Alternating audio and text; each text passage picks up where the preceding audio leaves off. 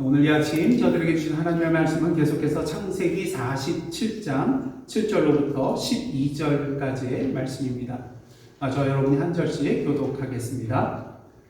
요셉이 자기 아버지 야곱을 인도하여 바로 앞에 서게 하니 야곱이 바로에게 축복하매 바로가 야곱에게 묻되 내 나이가 얼마냐? 야곱이 바로에게 아뢰되 내 나그네 길의 세월이 130년이니이다. 내 나이가 얼마 못되니 우리 조상의 나그네 길의 연조에 미치지 못하나 험악한 세월을 보내었나이다 하고 야곱이 바로에게 축복하고 그 앞에서 나옵니다. 요셉이 바로의 명령대로 그의 아버지와 그의 형들에게 거주할 곳을 주되 애굽의 좋은 땅 라암셋을 그들에게 주어 소유로 삼게 하고 또 그의 아버지와 그의 형들과 그의 아버지의 온 집에 그 식구를 따라 먹을 것을 주어 동양하였더라. 아멘. 이는 하나님의 말씀입니다. 한 나그네가 저녁길을 가고 있었습니다. 밤 늦어서 어딘가 묵어야 될 터인데 묵어야 될 곳이 보이지 않아요. 그런데 저 끝에 불빛이 보여서 보니까 여관이었습니다. 참으로 누추한 그런 값싼 여관이었죠. 하지만 그 시간에 어디 머물 곳이 없었기 때문에 그 안으로 들어갔습니다. 그래서 이제 방에 들어갔더니 뭐가 조그마한 곳이 하나가 보여요. 보니까 빈대 한 마리가 그 방에 있었던 것입니다. 그 주인을 불렀어요. 근데 주인이 이 빈대를 잘 살피더니 걱정 마십시오. 이 빈대는 죽은 것입니다. 그래서 그 다음날 아침에 이제 주인이 와서 이 나그네에게 어젯밤 잘 주무셨냐고 이렇게 묻습니다. 그때 그 나그네가 이러한 대답을 합니다. 어제 봤던 그 빈대는 확실히 죽은 빈대였습니다. 하지만 그놈이 훌륭한 삶을 살았나 봐요. 밤새 조문객이 끊이지를 않아가지고 금방 그냥 밤을 지새고 말았습니다. 문제가 다 해결된 줄 알았는데 더 큰 문제가 기다리고 있었던 것입니다. 인생에 대해서 나그네길이라는 그런 표현을 많이 쓰고 또 성경 곳곳에서 특히 히브리서에서 우리는 나그네라고 표현을 하고 있습니다. 앞의 이야기처럼 문제 하나가 끝났다고 인생의 문제가 다 해결된 것이 아닙니다. 계속해서 더 어렵고 생각지도 못하고 또 불편하고 어려운 일들이 연속해서 우리에게 다가올 수 있기 때문인 것이죠. 그렇게 나그네로 살아간다는 것은 참으로 힘들고 고달픈 여정인 것 같습니다. 하지만 꼭 그럴까요? 형들의 시기와 미움으로 말미암아 종으로 팔려갔던 요셉. 하지만 하나님의 인도하신 가운데 애굽의 총리 자리까지 오르게 됩니다. 형들이 곡식을 사기 위하여 애굽으로 왔을 때에 자신의 발 앞에 꿇어 엎드려 그 경배하는 것을 볼 때에 하나님께서 오래전에 나에게 보여주셨던 그 꿈이 지금 이루어지는 것이구나. 이 모든 것들이 나의 지나간 그 모든 세월들이 하나님의 섭리와 계획 안에 있다는 것을 깨닫게 되었습니다. 그리고 그는 자신의 앞에서 자신들의 잘못을 깨닫고 뉘우치는 그리고 동생 베냐민을 위하여 희생하려는 그 형들의 진정한 모습을 통하여서 자신의 감정을 억제하지 못하고 방성대곡하고 비로소 형들에게 자신이 누구인가를 밝히게 됩니다. 요셉은 형들에게 아버지에게 올라가서 자신이 애굽의 총리의 자리에 올라간 거 하나님께서 이렇게 세워주실 것이다. 이 소식을 알리고 가족들과 소유를 이끌고 고센 땅으로 내려오라고 청합니다. 앞으로도 흉년이 몇 년 남아있어요? 5년이나 남아있었기 때문인 것입니다. 특히 요셉의 그러한 형들이 왔다는 소식을 들은 애굽의 바로 왕이요 기뻐하면서 요셉에게 이런 명령을 합니다. 아버지와 가족들을 다 이끌고 애굽 땅으로 오라는 거예요. 좋은 땅을 내어주고 좋은 음식을 주겠다는 것입니다. 애굽에서 함께 살 수 있도록 배려해 주겠다는 것이죠.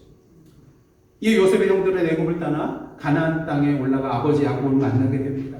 처음에 야곱은 믿지 않았어요. 죽었다고 생각한 요셉이 어떻게 애굽의 총리의 자리에 있을 수가 있겠습니까? 하지만 요셉이 아버지를 태우기 위하여 보낸 수레를 보고서는 드디어 믿게 되었죠. 그래야 야곱은 모든 소유를 이끌고 가나안 땅을 떠나게 됩니다. 부엘세바에 이르러 그는 하나님께 희생제사를 드립니다. 근데 그날 밤 하나님께서 이상 중에 나타나셔서 애굽에 내려가기를 두려워하지 말라고 말씀하시면서 그에게 한 가지 약속을 주시는데요. 그로 하여금 큰 민족을 이루게 하시겠다는 것입니다. 하나님께서 야곱을 향하여 애굽으로 내려가기를 두려워하지 말라고 말씀하신 이유는 무엇일까요? 야곱의 마음속에 뭐가 있었어요? 두려운 마음이 있었기 때문인 것입니다. 여러분 처음에 미국 이민 오실 때를 한번 생각해 보시길 바랍니다. 아메리칸 드림을 꿈꾸고 오신 분들도 있을 거예요. 기대가 그냥 큰 만큼 또 뭐가 컸을까요? 두려운 마음이 컸을 거예요. 왜? 새로운 환경과 문화 속에 적응해야 하기 때문인 것입니다. 아마도 야곱에게도 그러한 마음이 있었을 것이에요. 그동안 가나안 땅에서 살아왔는데 그 낯선 애국 땅에 간다는 것 기대도 있지만 두려운 마음이 있었을 것입니다. 하지만 그보다도 더 중요한 사실은요. 하나님께서 약속하신 그 가나안 땅을 떠나 애국으로 내려가는 것 그 자체가 그에게 우려가 되었을 것입니다. 그는 브엘세바에 이르렀을 때 하나님 앞에 희생 제사를 드리죠. 왜 브엘세바였을까? 브엘세바는요. 야곱의 종 아브라함과 아버지 이삭이 상당 기간 머물면서 하나님께 제단을 쌓던 곳이었기 때문인 것입니다. 야곱이 이곳에서 희생 제사를 드린 이유 중 한 가지를 들자면 아마도 가나안 땅을 떠나 애국으로 이주하는 것이 진정 하나님의 뜻인가 확인하고자 함이었을 것입니다. 그러게 하나님께서 두려워하지 말고 애국으로 내려가라고 말씀해 주신 것이죠. 그리하여 요셉과 야곱의 그 눈물의 부자 상봉이 고센 땅에서 이루어지게 됩니다. 요셉은 바로왕 앞에 나아가서 자신의 아버지와 형들이 고센 땅에 와 있다고 알립니다. 그리고 형들 중에 5을 바로 앞에 소개하고요. 그 후에 아버지를 모시고 와서 바로왕을 만나게 합니다. 이 야곱이 바로왕에게 축복을 하고요. 그리고 바로는 이 야곱에게 내 나이가 몇이냐고 얼마나 되었느냐 묻게 되죠. 이에 대한 야곱의 대답은 비록 한 절밖에 되지 않지만 이 구절을 통하여 우리는 야곱의 인생이 어떠한 인생이었는가를 분명히 보게 됩니다. 오늘 본 9절 말씀입니다. 한번 다 함께 읽겠습니다. 9절입니다. 시작. 내 나그네 길의 세월이 130년이니이다. 내 나이가 얼마 못되니 우리 조상의 나그네 길의 연조에 미치지 못하나 험악한 세월을 보내었나이다. 나그네 길. 자신의 인생이 나그네 길이었다고 합니다. 근데 이 나그네 길은요, 야곱에게만 국한된 것이 아니었어요. 그의 조상들도 다 어떠한 삶을 살았습니까? 나그네의 삶을 살았거든요. 그의 조부 아브라함, 이삭 마찬가지였습니다. 특별히 그 조부 아브라함은 하나님의 약속의 말씀을 믿고 가나안 땅으로 이주했잖아요. 근데 하나님의 약속의 말씀이 아브라함의 당대에 일부분은 이루어졌지만 다 이루어졌나요? 그렇지 않습니다. 그러게 아브라함은 평생을 무엇을 바라보고 나아가는 나그네 길을 살았어야 했을까요? 하나님의 약속을 계속해서 바라보며 나아가는 나그네의 삶을 살았다는 것입니다. 그의 아들 이삭도 마찬가지였습니다. 그리고 야곱도 마찬가지였다는 것이죠.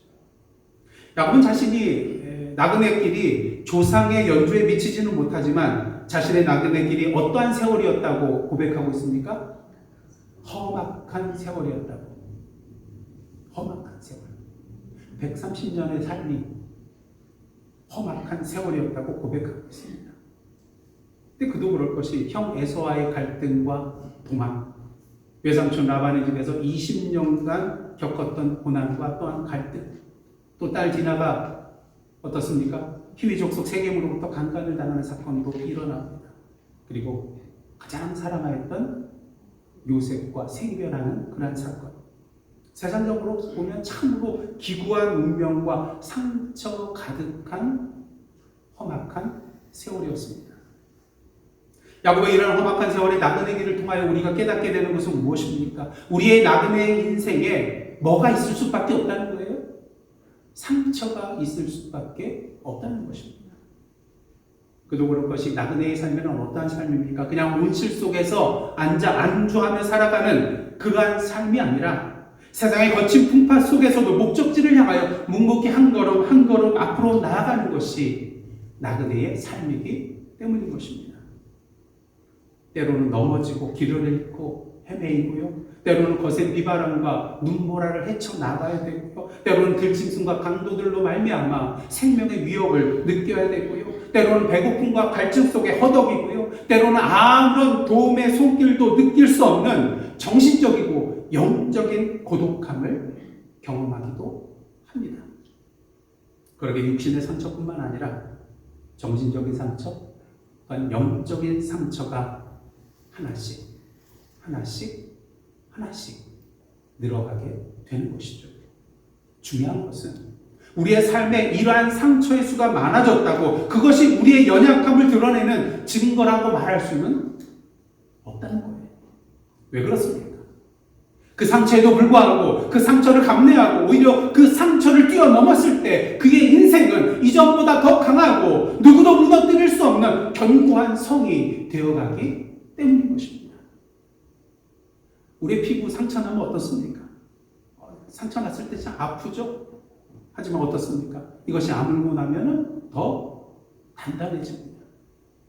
물집이 잡혔던 손과 발, 아픔은 잠시뿐이고 굳은 살로 말미암아 더 큰 일을 행할 수 있는 능력이 생겨나게 됩니다. 축구선수와 발레리나의 발을 보시기를 원합니다. 파란만장한 일생을 살았던 어르신들의 갈라지고 비뚤어지고 굳은 살 박혀있는 손을 보시기를 원합니다. 우리는 그들의 손과 발을 향하여 연약하다, 추하다고 말하지 않고 아름답다라고 말합니다. 정호승 시인의 풀잎에도 상처가 있다는 그런 제목의 시가 있습니다. 동시인데요. 어른을 위한 동시집이에요. 책 제목도 풀잎에도 상처가 있다는데 그 안에 풀잎에도 상처가 있다는 그런 시가 있는데 이 시간 소개를 해드리겠습니다. 한번 잘 들어보십시오. 풀잎에도 상처가 있다. 꽃잎에도 상처가 있다. 너와 함께 걸었던 들길을 걸으면, 들길에 앉아 저녁노를 바라보면 상처 많은 풀잎들이 손을 흔든다. 상처 많은 꽃잎들이 가장 향기롭다. 세상에 많은 사람들이요, 상처 없는 매끄러운 삶을 지향하면서 살아갑니다. 하지만 이 정호승 시인은 역설적으로 말합니다. 상처 많은 꽃잎들이 뭐라고요? 가장 향기롭다. 인생의 거센 비바람을 견뎌내며 새겨진 그 상처야말로 그 존재가 살아가기 위해 쏟았던 치열한 생명력의 증거이기 때문입니다. 그리고 그로 말미암아 타인의 아픔을 어루만질 수 있는 진정한 향기의 근원이 될 수 있기 때문인 것이죠. 바라기는 인생에 아무런 굴곡 없이 향기조차 없는 삶을 살아가는 것이 아니라 비록 여기저기 상처투성일지라도 그 고난을 통하여 더욱더 깊고 진한 인생의 아름다운 향기를 내뿜는 저와 여러분의 삶이 되기를 간절히 원합니다. 베드로의 인생을 보시기를 원합니다. 참 실수도 많아요. 나서기도 많이 나서고 그러다 보니까 실수도 많고 상처도 많습니다. 하지만 그러한 실수와 상처 투성이인 베드로가 우리에게 더욱더 의미 있는 자로 다가오는 이유는 무엇입니까? 그 베드로의 모습 속에서, 그 베드로의 삶 속에서 누구의 모습을 봐요? 우리 자신의 모습을 보기 때문입니다. 그러게 더욱더 은혜가 돼요. 더욱더 도전이 되고요. 소망이 있는 것입니다. 그러게 비록 실수하고 상처받는 일이 생긴다 할지라도 그 실수와 상처를 통하여 더욱더 강해지고 아름다워지는 우리의 나그네 인생길이 되기를 간절히 원합니다. 중요한 사실은요, 주님께서 나그네 길을 걸어가는 우리를 그냥 홀로 내버려 두시지 않고 우리로 하여금 그 길을 계속해서 힘차게 걸어갈 수 있도록 약속의 말씀을 주신다는 것입니다. 그 말씀은 무엇입니까? 내가 너와 함께 가겠다는 거예요. 야곱은 애굽으로 내려가는 것이 사실 두려웠을 것입니다. 하지만 하나님께서 부엘세바에서 희생제사를 드린 이후에 야곱에게 나타나셔서 말씀하십니다. 창세기 46장 3절과 4절 말씀 한번 다 함께 공독하시겠습니다. 하나님이 이르시되 나는 하나님이라 내 아버지의 하나님이니 애굽으로 내려가기를 두려워하지 말라. 내가 거기서 너로 큰 민족을 이루게 하리라. 내가 너와 함께 애굽으로 내려가겠고 반드시 너를 인도하여 다시 올라올 것이며 요셉이 그의 손으로 내 눈을 감기리라 하셨더라. 누가 함께 가신다고요? 내가, 하나님께서 함께 가신다는 것입니다. 특히 3절을 보시면요, 하나님께서는 나는 하나님이라 말씀하십니다. 이 표현을 히브리어로 하엘이라고 표현을 할 수가 있는데, 엘은 아시다시피 하나님을 지칭하는 것이고요, 하라는 것은 영어의 정관사 너와 같은 것입니다. 그래서 이것을 그냥 뭐 직역식으로 한다면은 내가 바로 그 하나님이라는 거예요. 세상의 일반 그런 신이 아니라 내가 바로 그 하나님이라는 거예요. 그 하나님은 어떤 분이십니까? 나는 하나님이라는 그 말씀 뒤에 어떤 표현이 나옵니까? 내 아버지의 하나님이에요. 이 말씀은 야고보에게 큰 용기와 힘이 되었을 것입니다. 왜? 지금 자신에게 말씀하시는, 자신과 함께 하시겠다고 하는 그 하나님이 누구와 함께 하셨던 하나님이에요? 자신의 아버지와 함께 하셨던 하나님이기 때문인 것입니다. 여러분이 걸어가야 하는 인생길 참으로 힘들고 어렵고 두려울 수 있습니다. 하지만 중요한 사실은 그 길을 누가 함께 가시겠다고요? 하나님께서 함께 가시겠다고 약속하셨습니다. 그 하나님은 우리 믿음의 선조들이 나그네 인생길 가운데 함께 동행하여 주셨던, 능력으로 역사하셨던 바로 그 하나님이십니다. 그런 의미에서 그 하나님은 이미 역사 속에서 검증된 하나님으로 오늘도 우리 인생 그 걸음을 온전히 믿고 맡길 수 있는 그러한 하나님이신 것이죠. 그 하나님께서 오늘 이 시간 나그네 인생길 가운데 두려워 떨고 있는 우리를 향하여 말씀하고 계십니다. 두려워하지 말라고요. 일어나 앞으로 걸어가라고요. 왜? 내가 너와 함께 가겠다. 병으로 인하여 비록 29살의 짧은 인생을 살았지만요, 18세기의 북아메리카 인디안 선교를 위하여 불꽃처럼 자신의 인생을 태우며 혼신의 힘을 다하였던 데이빗 브레이너드 선교사가 있습니다. 이 선교사님이 이러한 말을 했습니다. 밝은 데서 홀로 걷기보다는 차라리 어두운 데서 하나님과 함께 걸으리라. 아무리 환하고 밝은 길이라 할지라도 홀로 걸어가는 길은 참으로 불안합니다. 두렵습니다. 이틀 전에 불었던 그 강풍처럼 그 거센 바람이 언제 우리의 인생길을 가로막을지 모릅니다. 인생의 거대한 그 쓰나미가 언제 몰려올지 모릅니다. 인생의 화산이 언제 터져 폭발할지 우리는 알 수 없기 때문이죠. 하지만 비록 우리 눈이 보기에는 참으로 어둡고 갑갑하고 두려운 길이라 할지라도 하나님께서 우리와 함께 동행하여 주시고 손잡고 걸어가시는 그런 길이라면 우리는 그 속에서 마음에 참된 평안을 얻고 담대히 그 길을 걸어 나갈 수 있게 됩니다. 왜? 그 길은 궁극적으로 내가 책임지는 길이 아니라 누가 책임져 주시는 길이에요? 하나님께서 책임져 주시는 길이기 때문인 것이죠. 그렇다면 나그네 길을 가는 데 있어서 우리가 해야 될 것은 무엇입니까? 나그네 길을 걸어가면 뭔가 그래도 짐들이 있어야 되잖아요. 네. 우리 여기 금요일부 되면 이제 노숙자 프로그램이 있어서 노숙자들 오는데 짐 없는 분들 한 분도 안 계세요. 다들 나름대로 짐들을 다 챙겨가지고 다니세요. 네. 그렇다면 우리는 나그네 길을 가는 데 있어서 어떤 짐을 챙겨야 되는가? 물론 여러 가지 많은 짐을 챙겨야겠지만 반드시 챙겨야 할 가장 중요한, 다른 짐은 몰라도 이것만은 챙겨야 될 짐이 바로 있는데 그것은 바로 믿음입니다. 미국 몇 사람의 여행객이 폴란드를 여행하는 가운데 어느 마을을 지나가다가 그 동네에 거룩한 랍비가 있다는 소식을 듣게 됩니다. 그래서 찾아가요. 근데 그 랍비의 집을 들어서는 순간 그들은 깜짝 놀라고 맙니다. 왜냐하면 살림살이가 거의 없어서요, 집안이 썰렁했기 때문인 것입니다. 랍비가 앉아서 성경을 공부하는 의자와 책상, 그리고 평범한 침대가 눈에 띄는 가구의 전부였거든요. 여행객들이 랍비에게 묻습니다. 랍비님, 당신의 가구는 어디 있습니까?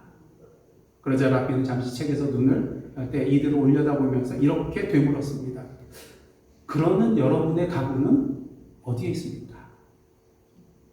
여행객들이 대답합니다. 우리의 가구요? 왜 우리가 가구를 들고 다닙니까? 저희들은 잠시 여행으로 지나가는 길입니다. 그러자 랍비가 말합니다. 나도 똑같습니다. 나도 똑같습니다. 나그네의 짐이 많으면 많을수록 말 그대로 그게 우리의 짐이 되더라고요. 우리의 걸음을 무겁게 만듭니다. 더 이상 걸어갈 수 없도록 만들 때도 있죠. 하지만 믿음의 짐이라는 것은 오히려 우리를 더욱더 가볍게 만들고 우리로 하여금 그 나그네의 길을 끝까지 완주할 수 있도록 도움과 힘을 줍니다. 문제는 머리로는 우리가 다 그걸 알아요. 하지만 실제로 우리의 나그네 인생길을 걸어가는 데 있어서 왜 이렇게 걱정과 근심과 두려움이 엄습할 때가 많은지. 그 대표적인 이유는요. 이 인생길을 걸어가는 데 있어서 하나님께서 나에게 필요한 것들을 제때 온전히 채워주지 않으시면 어떻게 될까? 염려가 되거든요. 그러게 나그네 그 짐가방에 세상적으로 필요하다고 생각되는 것, 인간적으로 내가 원하는 것들 하나씩 챙겨 넣기 시작합니다. 그리고 챙기는 것들이 많아지면 많아질수록 여러분의 마음이 어떻게 돼요? 든든해져요. 저는 옛날 여행 많이 다녀본 사람은 짐이 가벼워져요. 뭘 가져가야 되는지 이제 경험상 알기 때문에. 저는 처음에 여행 가방 이제 챙길 때 뭐까지 챙겼냐면요. 우산까지 챙겼어요. 근데 요새는 안 챙깁니다. 그거 맞고 말면 되잖아요. 근데 이렇게 짐을 많이 넣다 보면 마음이 참 안심이 돼요. 인케이스로. 이런 경우에 이게 있으면 좋겠구나. 이것도 넣고 저것도 넣고 하나하나 짐이 더 많아질수록 마음이 뿌듯해집니다. 평안해져요. 근데 문제는 무엇입니까? 인간적으로 내가 원하는 그 모든 것들을 넣기 위하여 가장 중요한 믿음을 넣을 공간이 점점 줄어들게 된다는 거예요.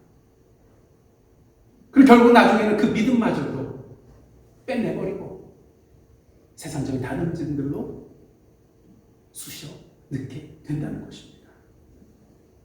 하지만 주님을 향한 믿음이 없는 나그네의 길의 종착점은 무엇입니까? 결국 낭만과 좌절과 후회와 파멸인 것입니다. 전도서의 말씀처럼 하나님을 떠난 그 인생의 모든 것들은 다 헛되고 헛된 것이기 때문인 것이죠. 그런 면에 있어서 야곱은요, 나그네 길을 걸어가면서 무엇보다도 가장 중요한 무엇을 가지고 간 자였어요? 믿음을 가지고 나간 자였다고 할 수가 있습니다. 야곱의 형 에서를 피해 외삼촌 라반의 집으로 도망갈 때 무엇을 가지고 있었습니까? 아무것도 없었어요. 그러게 두려웠을 것입니다. 하지만 그는 도망가는 가운데 루스라는 땅, 여러분들이 아시는 베델에서 꿈 가운데 누구를 만나게 되죠?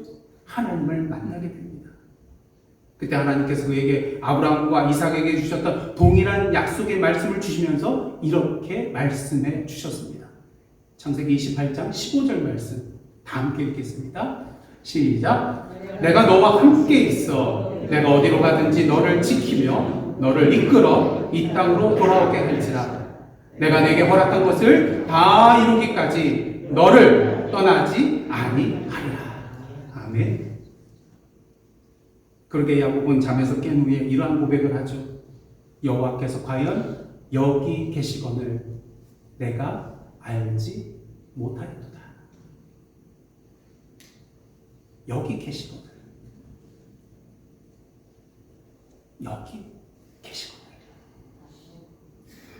그리고 야곱의 믿음의 나그네의 삶이 이때부터 시작이 됩니다. 물론 온전한 믿음은 아니에요. 계속해서 실수하고 넘어지고 자빠지고. 하지만 그럼에도 불구하고 그를 끝까지 지탱해 준 것이 있다면 그것은 바로 믿음이었던 것입니다.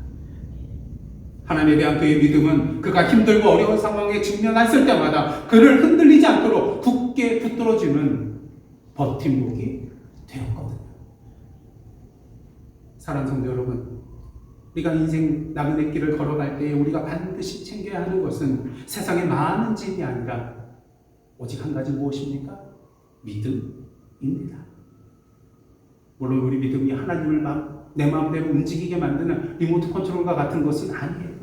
하지만 믿음은 하나님께서 우리를 붙들어 주시는 손잡이가 됩니다. 우리가 믿음으로 하나님을 붙드는 것이 아니라 하나님께서 우리의 믿음을 통하여 우리를 굳게 붙들어 주시기 때문인 것이죠. 내가 붙든 게 아니에요. 하나님께서 나를 붙들어 주시는 것입니다. 야곱은 이처럼 믿음의 사람이었습니다. 그렇다면 그 믿음은 언제까지 지속되었을까요? 오늘 본문 이후의 내용을 보시면요, 야곱의 자손이 애굽 고센 땅에 거주하면서 거기서 생업을 얻어서 생육하고 번성하게 됩니다. 그리고 야곱은 그 땅에서 17년을 거주하다가 하나님의 품으로 가게 됩니다.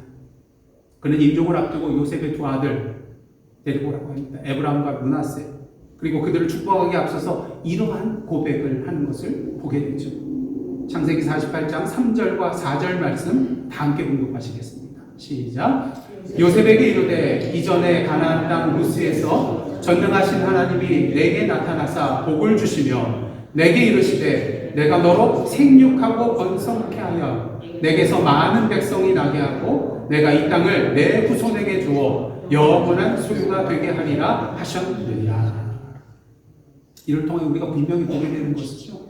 야곱의 인생이 참으로 파란만장한 험악한 세월을 지닌 나그네 인생처럼 보이지만 하나님의 약속의 말씀을 받은 그날부터 그리고 하나님께서 그의 이름을 부르시는 그 마지막 그날까지 오직 하나님께서 자신에게 주신 그 약속의 말씀을 붙들고 믿음으로 하나님의 인도하심을 누리며 살았던 자라는 것을 보게 됩니다. 그렇게 그는 그의 믿음의 나그네 인생길의 바통을 그의 후손에게 물려주는 것이죠. 왜요? 나그네의 그 인생길이 힘들지 않았기 때문은 결코 아닙니다. 하지만 그 길을 살아보니까 살아볼 만한 길이었거든요.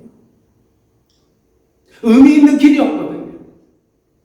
후손에게 물려줄 가치가 있는 그러한 길이었거든요. 왜냐하면 그 나그네 길은 나 홀로 내 힘만으로 걸어가는 길이 아니라 하나님께서 함께 동행하여 주시고 능력으로 역사하고 인도해 주시는 길이었기 때문입니다. 그리고 그 나그네의 길을 통하여 하나님의 뜻이 이 땅 위에 이루어질 것이기 때문입니다. 사랑하는 성도 여러분, 함께 믿음으로 이 나그네의 길을 힘차게 걸어갑시다. 기도하시겠습니다. 하나님, 야곱과 같이 믿음으로 나그네의 길을 걸어가게 하옵소서. 때로는 험악한 세월 가운데 깊은 상처가 생길 때도 있습니다. 그러나 그 상처를 감내하고 뛰어넘어 오히려 더 깊고 진한 향기를 바라는 아름다운 인생걸음 되게 하여 주옵소서. 세상의 짐들로 마음을 채우기보다는 오직 믿음으로 나아감으로 우리가 하나님을 붙드는 것이 아니라 하나님께서 우리를 붙들어 주심을 누리게 하여 주옵소서.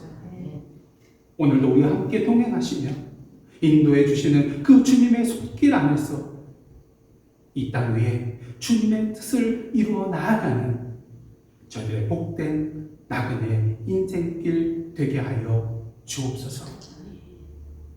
이 모든 말씀, 이 땅에 나그네로 오셔서 우리에게 본을 보여주셨던 예수 그리스도의 이름으로 기도드리옵나이다. 아멘.